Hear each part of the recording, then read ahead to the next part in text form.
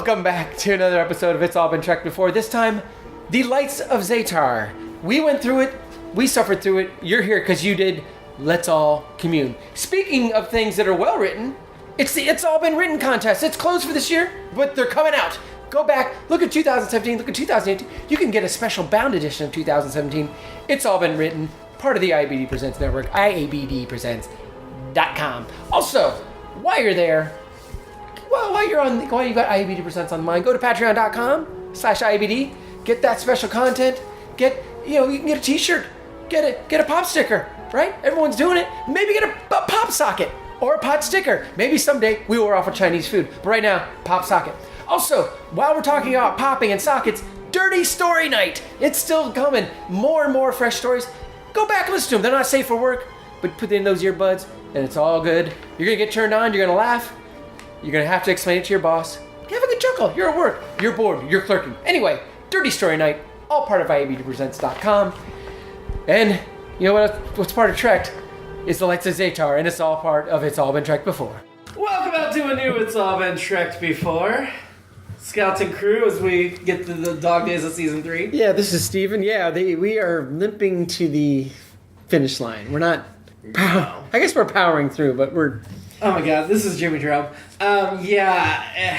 Maybe I don't know if I just warned everyone too much about season 3, or alternatively, the folks that have been here for some of season 3 are... It's probably a lot of things, but...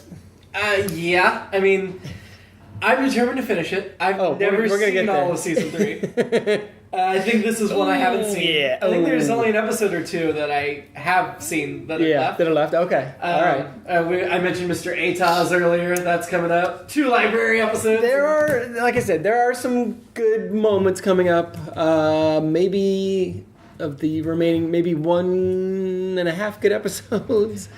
But this was not one of those. So I remember TOS being okay. Yeah, I think that's all those yesterdays. Is that the one? I don't remember. Yeah, now I'm mixing the titles. That might be, because there's only 6 episodes left. Okay. And yeah, I'm pretty sure looking at here, that's the only one I've seen, the TOS one. Okay. Which has to be all our yesterdays, because the other names seem like something else. But what do we got? Requiem, Way to Eden. Yup. Cloudminders, Savage Curtain, all our yesterdays, and Turnabout Intruder. Okay, yeah, I think it is. I think TOS is. Yes, it is. All our yesterdays. Yeah. So yeah, that's the only one left that I haven't seen, and I haven't seen the last few that we've watched. Okay. Before, a lot of Troyes might have been the last one that I actually saw. Oh wow! I mean, I knew season 3's bad. As we did the first half of season 3, I'm like, well, it's not as bad as I thought it would be. And then we get to this episode. I wrote down at the 40-minute mark. My brain was screaming, "Stop! Stop! Can this be over?" I was done. It was getting physically painful. If we weren't watching it for the podcast, there's no way I would have finished this episode in one sitting. The season started off in such terrible fashion with Spock's brain and the children shall be one of my less favorite. I will take Spock's brain over this anytime. And actually, it's funny you say that. I saw one of the quotes when I was doing my research. It was a writer for Next Generation said. He said this is his least favorite, not because it's bad necessarily, just because it's so dull. And he said the same thing. Dull. He said, "Give me Spock's brain any day over this." Yes, at least that was entertaining. Bad. I mean, there were things you could laugh at, or whatever. Right. I was bored out of my mind on this episode. I will say, even with some of the more outlandish bad episodes, they stand out at least, I guess, in their badness. Whether it's in a Plan 9 from outer space. To go outside, to stay with space, but stay with terrible things. Season 3 gets tough. Obviously, my prediction has come true. But as you said, we had some good episodes early on, and we had some good moments. And we're just about, like I said, there'll be a few more good moments. I'm curious to see if I still like Turnabout Intruder, because I know when I was young, I really liked that. And I'm curious to see if... That's Kirk's ex-girlfriend, takes over. Yes, and I know at the time, everyone was like, wow, he was really great at it. And I'm curious to see if now watching it, it's like... No, this is just a bunch of cliches about women, and I'm curious because I don't think I've seen it in 30-some years. See probably. Soon enough. Yeah, so something to look forward. But in the meantime, the Lights of Zetar. Zetar. We kept saying Zetar. Yeah, I think we did. Yeah. Let's start at the beginning. Love for Scotty. Lonely Scotty. Which apparently was enough that Kirk has to do a whole captain's log on it. Yeah, he was doing essentially almost a Dear Diary about what his friend was going through. Up to. Right. Yeah, it was. I mean, it's nice to have that bond. But... And it included that weird shot, which I read was from a different episode, that overhead shot zooming down on Kirk while he's giving it, which was just bizarre. Yeah. And then, Scotty being lovey-dovey. And, to go to a third season episode, which was good, for The World is Hollow and I Have Touched the Sky, we got into McCoy's loneliness in that episode, and he actually voices it and talks about it. In this episode, it's more of I feel like it happened another time, too, with Scotty, like, oh, Scotty finally got a girl, oh, what's he gonna do? And then, of course, I'm pretty positive we never hear from Mira. I know in this series we obviously never hear from Mira Romaine. I know later there are some references in some literature, I think, down the road. Some of the books, I think, and maybe a video game, obscure references to Mira Romaine. I'm calling her Mira Romaine, but they kept referring to her as the girl. I wrote that down too. I really bumped on that. Did they? I mean, the Zetarians called her that. Yeah. Which is fine. But when Kirk and Spock and Scotty and the girl, like, when she was right there. Yeah, it was just so bizarre. Like, why not refer to her as Lieutenant or Mira? Yeah, or the woman. Even that's like, there's times where you refer to someone as the girl or the guy or whatever, and that's in context.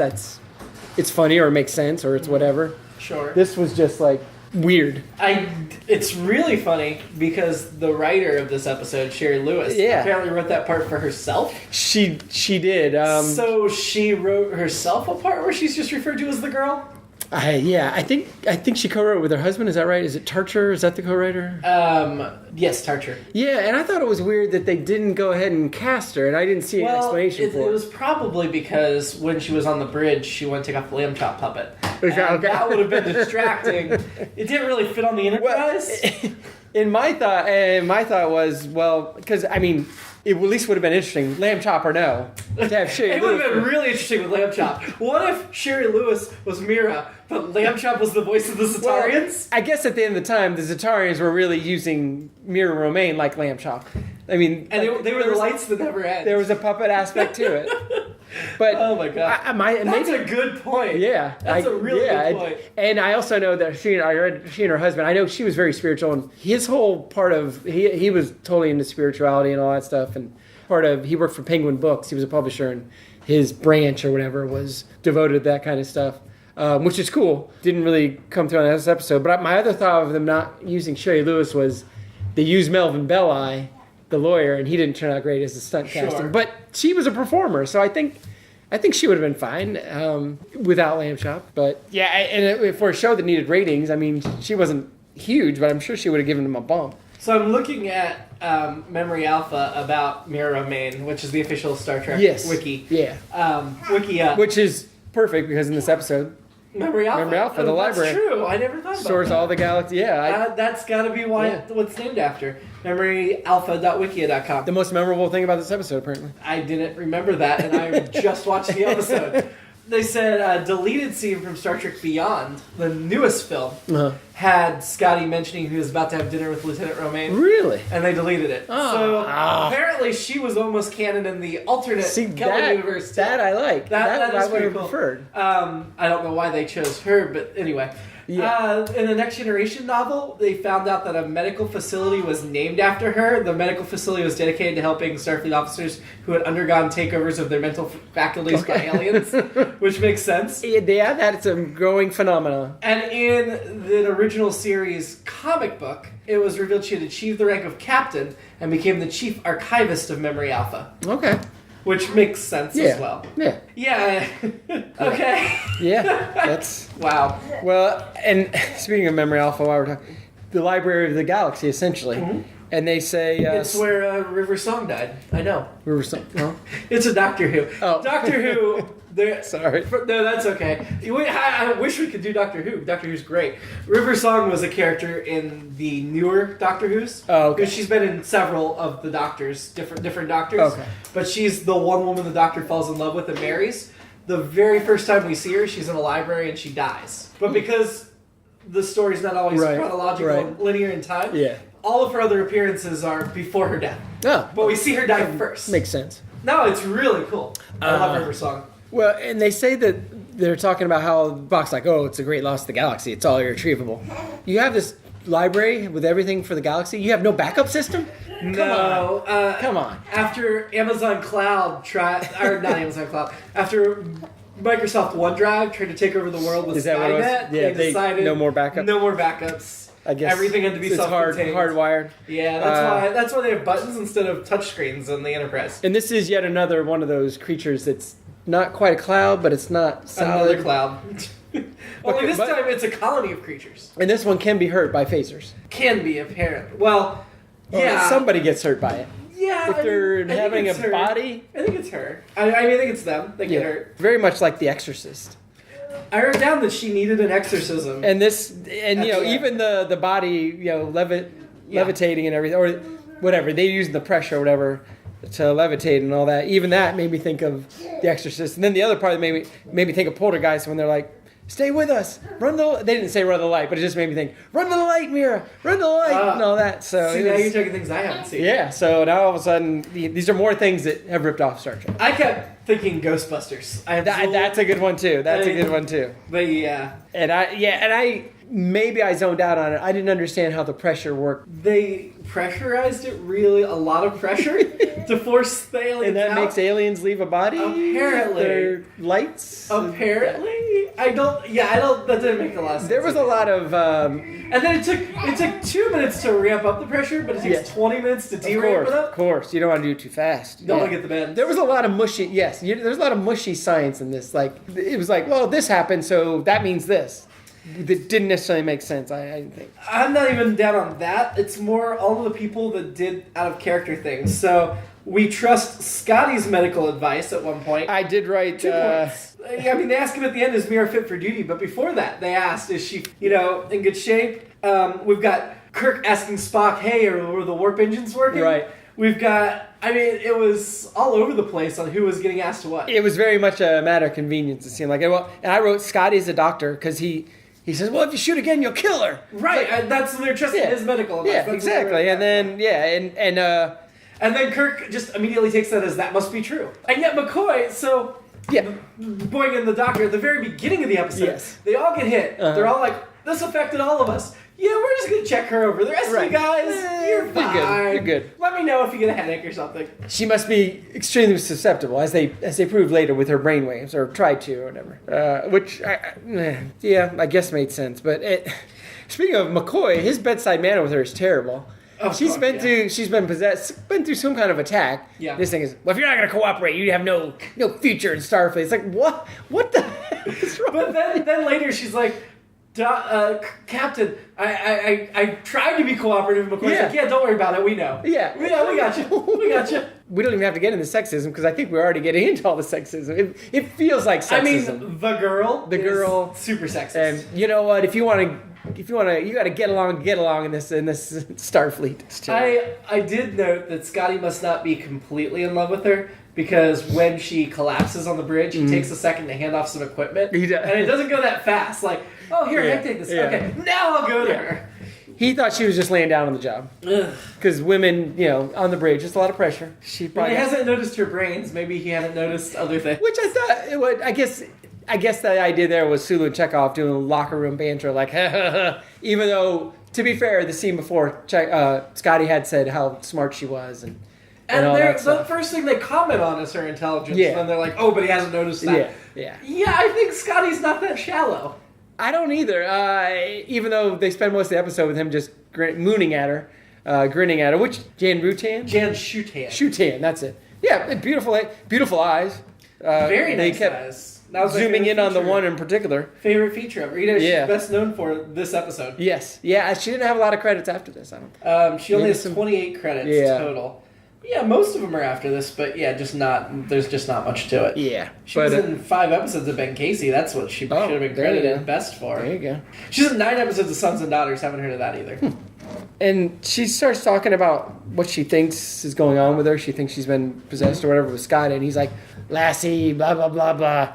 It's just your... Space, that's all it is. Space sickness, again. Scotty is the doctor. And in my thought space sickness is a thing, and you don't treat it. No, just let it run its course. Yeah. That's one of his ideas, and that's just like, in my mind, it's like, Scotty, you were possessed by a cloud creature or whatever the hell it was in Wolf in the Fold. I'm like, that and all the other things you've seen and all the other things you've seen possessed, you're just going to write this off? You know this ship got majorly attacked. Like, bah! Well, I mean, McCoy's writing everything off too, so... My only thought with that was like, he doesn't want anything to happen that takes her away from him, is my only thought. And that's not a good enough excuse. Not at all. For if he really cared about her, he would get checked out. Right. It should have been the opposite extreme, I think. And then he keeps talking about her space legs, which I wrote down, which I forgot came up a lot. I don't know if she definitely had some nice space legs. She did, and yeah, they decided to show them off everywhere. And I don't know that I read about space legs a lot. I don't know that they mentioned them a lot in the series other than this episode, but I feel like in a lot of the novels I read,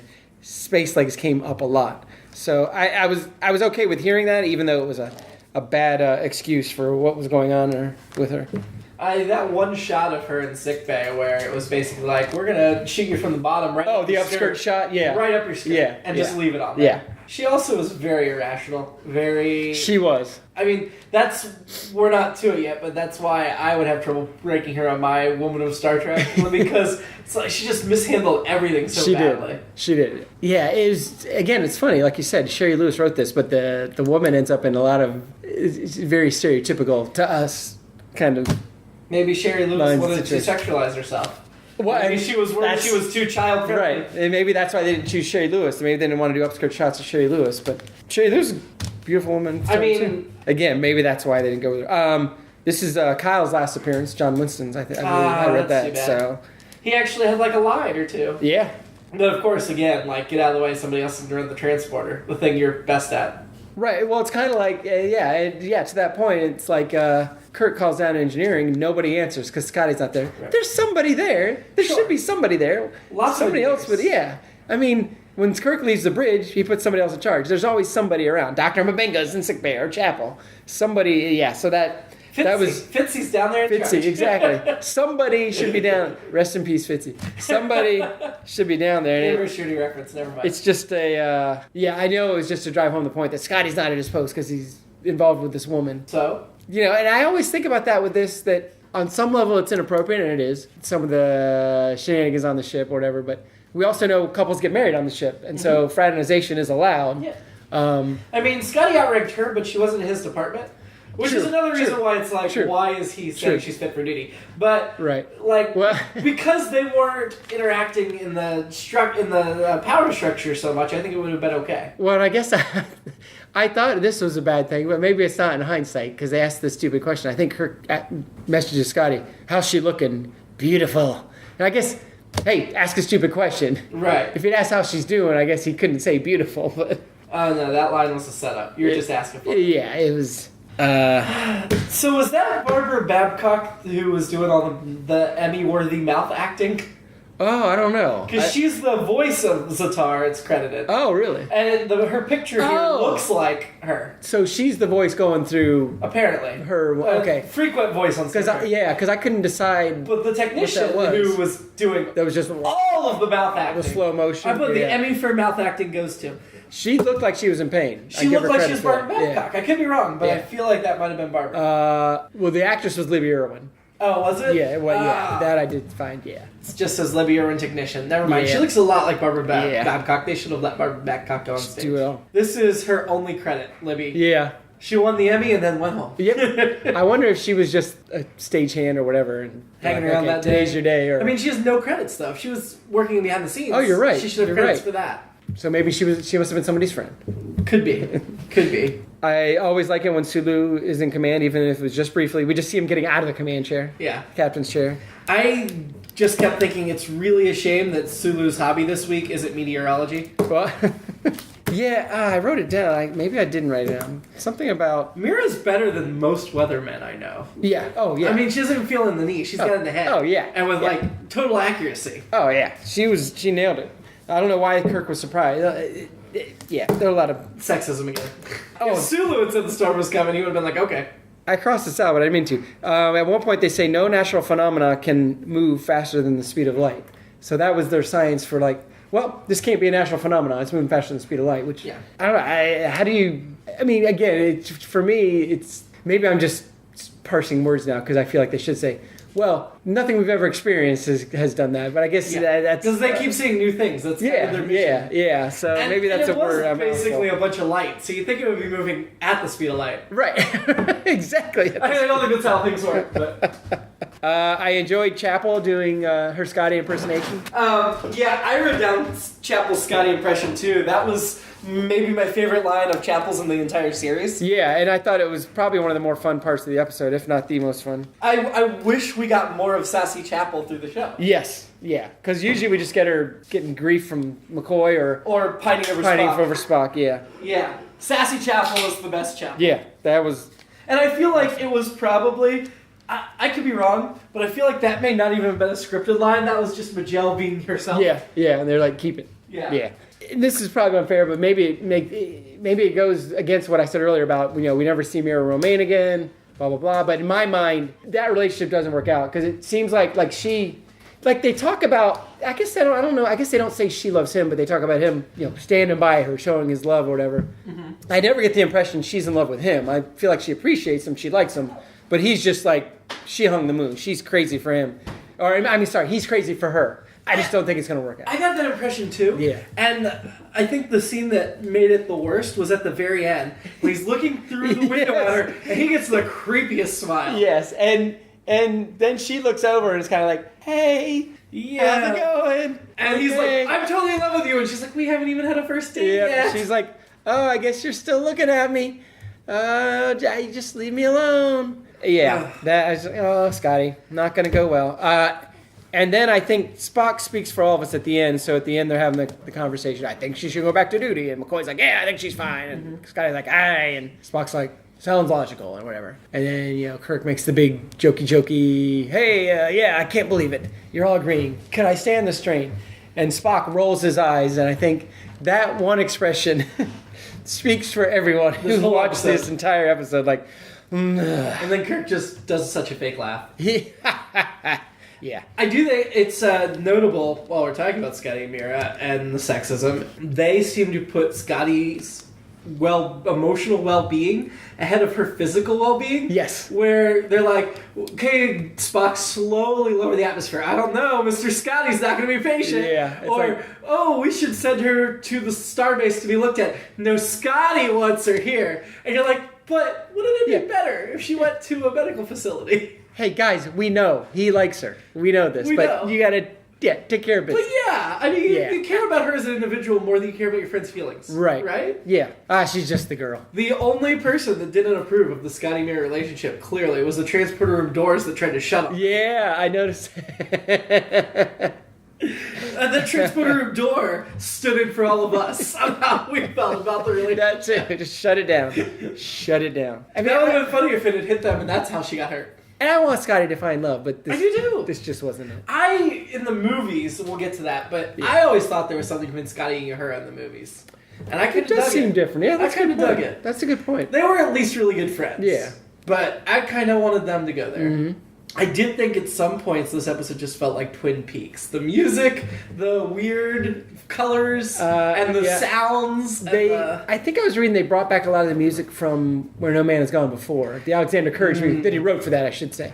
That was obviously used in other parts of the series. But well, it was what Spock said, not what is it, what are they? And then there was almost like a dun-dun-dun behind him, and I'm like, oh, come on. Come on. When Keith gets to this episode, he will enjoy all the stings. Yeah. There were a decent amount of... Keith and maybe not been able to join us, stings. but his wife Marianne said that they are watching the episodes and keeping up. I can't wait to hear what... They'll be back soon. Yeah. There was a weird thing where they transported into Memory Alpha, and they're like, oh man, we transported into darkness. Somebody turn on some lights. And I'm like, it's pretty light in there. Yeah. I don't understand. Yeah, and I'm always disappointed in the amounts of darkness in TV shows and on stage when it's supposed to be dark. But in modern TV shows, sometimes it's too dark. I can't even see what's going on. Yeah, well... let's see. You have it? I'm through my notes. Okay, I've still got alternative episode. I've still got like 10. Oh, cool. All right. But most of them, like I said at the beginning, are just ridiculous That's music. most of mine. I thought this was the first episode I really started to see Scotty's belly developing. I didn't notice Scotty's. I noticed Shatner. Kirk's was Shatner too. was definitely Kirk's like. was too, but Scotty's Yeah. is a little bigger than Kirk's. Yeah. I saw in one hallway scene we could compare. Spock and McCoy looked much skinnier in comparison. But I'm like, oh, I finally start to see the beginnings of where Scotty goes in the movies. That's right. I mean, I have no room to talk because I'm a movie Scotty. I'm not a TV Scotty myself. Fair enough. But yeah, I noticed that too. I was like, yeah, it's late in the season. It's late in the third season. It's like, Yeah, but Scotty, like, Shatner, we see it every season. Yeah. But Scotty, I don't think it happens until season 3. yeah, I think you're right. At one point, I wrote, Captain the Storm, follow me home, can I keep it? It didn't seem to be chasing them. And that's another thing that's happened so many times is they're trying to evade something and it's like, oh my God, it's following our course. It's like, just go really fast.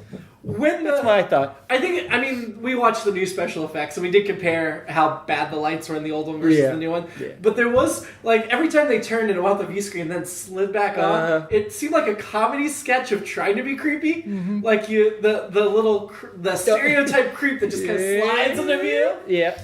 I did think it's interesting McCoy speaks a second language. Apparently he speaks blinking light. When they're in the conference room, they're like, give us her history and tell us about her. And he's looking at a panel that's just lights. Oh, yeah. And he's telling them what it says. Yeah.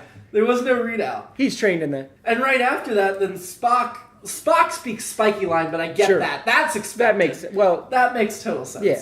You can look at a seismograph. I mean, if you're trained obviously in Spock noticed something, and I was like, I mean, I think he should have said that the diagnosis is she has a chronic case of mind meld. You know, their thoughts are becoming her thoughts, and her thoughts, you know. I thought he was going to say that at one point. I thought he was going to start doing the mind meld talk. It was similar language. He started to, yeah.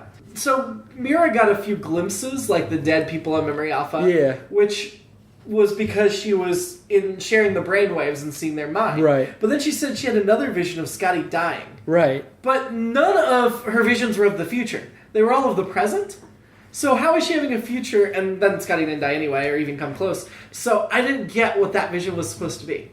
That is either she or the Zetarians wanting Scotty dead. They just daydreamed about it. Okay. She saw it and it appeared. It was a very intense daydream. Okay. That's the best I can do, because it doesn't make sense. No. It makes no sense. When Scotty's putting her in the chamber and then gets blasted back, all I could think of was Jurassic Park, and then the fence turns on. And yeah. And you don't actually see him place her in there. You kind of see him start to, and then, again, season 3. Saving the budget. Yeah. That chamber set that they were in. Yeah.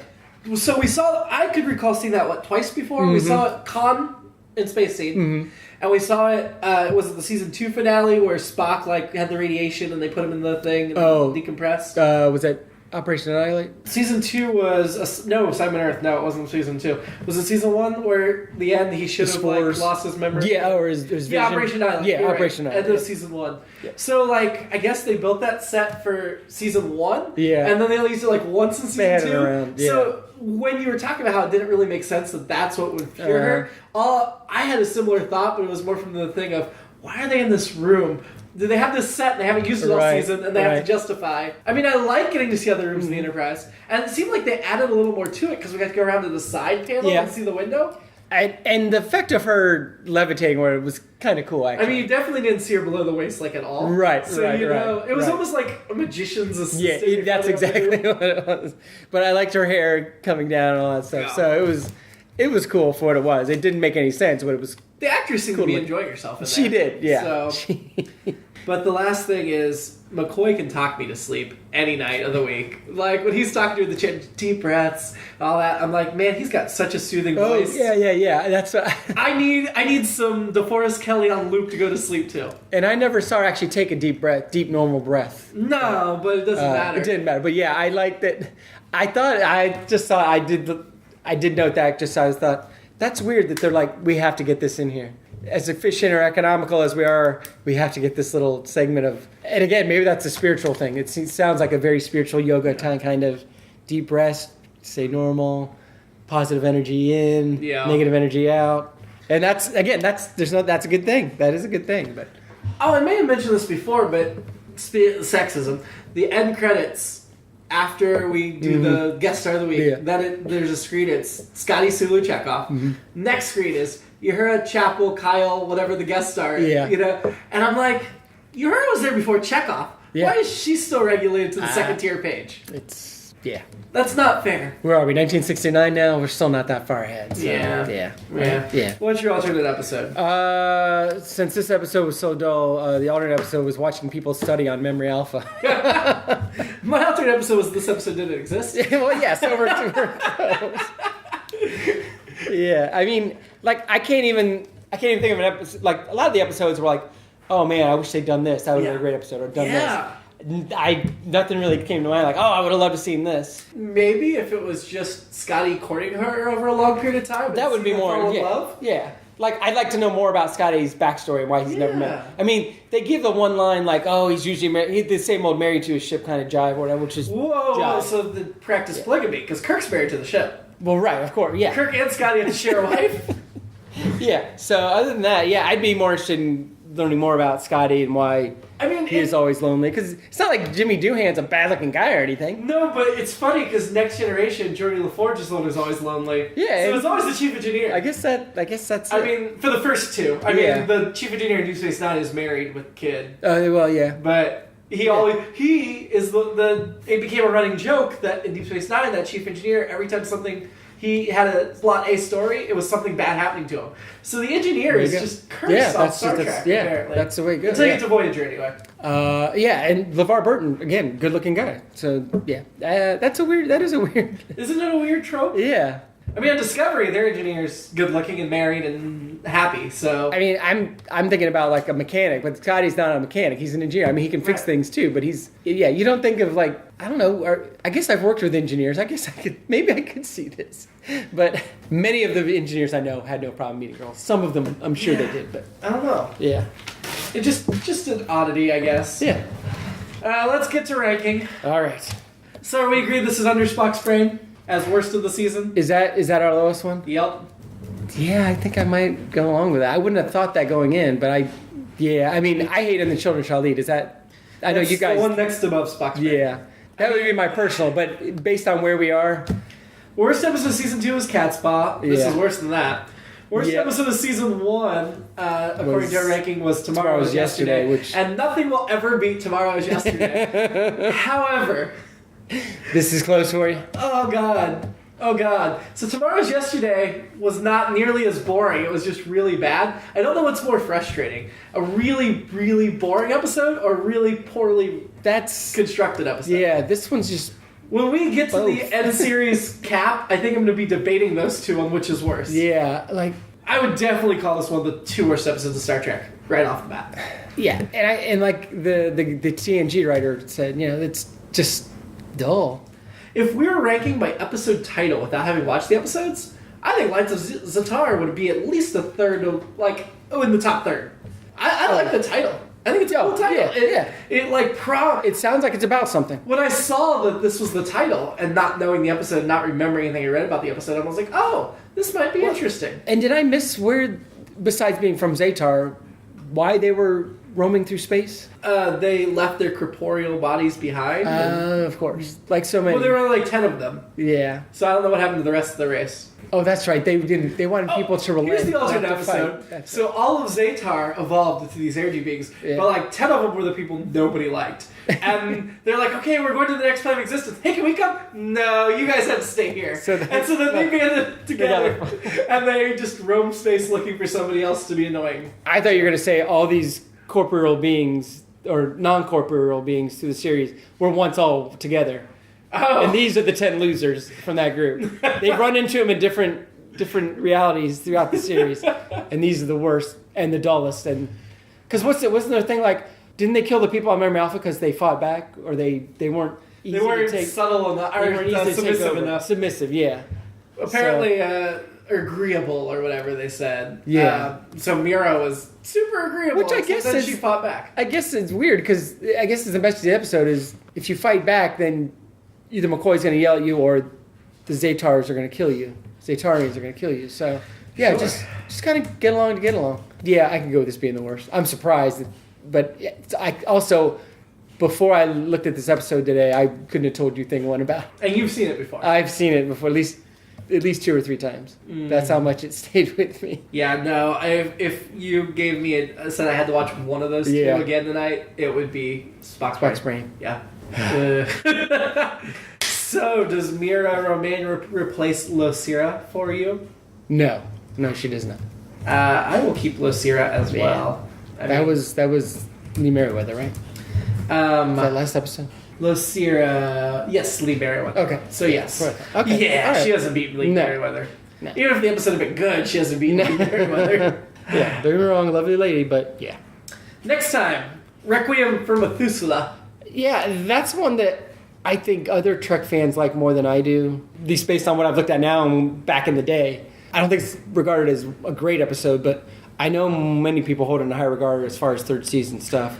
And it is one of those. It was written by Jerome Bixby, who's a well-respected science fiction author. Yeah, it definitely has some really good moments. I remember the episode. So yeah, we'll get into it when we watch it. But there are a few classic or great moments in it.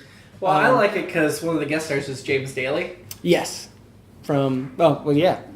I was going to say from Medical Center. I don't know. Yeah. He's just got my name spelled wrong, but last name's spelled wrong. I'm trying. Luis Sorel, I think, is that the actress in it? Yeah. Yeah. Plays Reyna Kappa. Yeah. So. On a planet looking for an urgent medicinal cure, Kirk, Spock, and McCoy come across a dignified recluse living privately but in splendor with a sheltered ward and a very protective robot servant. Yeah, that sounds amusing. Yeah, there are a couple of very quotable lines in this one, or at least lines that I've quoted a lot. And I'm looking at Louise Sorrell's picture right now, and I think she that has potential there. Of course, yeah. And of the remaining episodes, I think this is one of the better ones. Yeah. Well, we only have 6 left. Yeah, which is again low bar. It's a low bar, but yeah. So I'm kind of looking forward to that one. I mean, there's no way it's worse than this one. I'm going to guarantee that.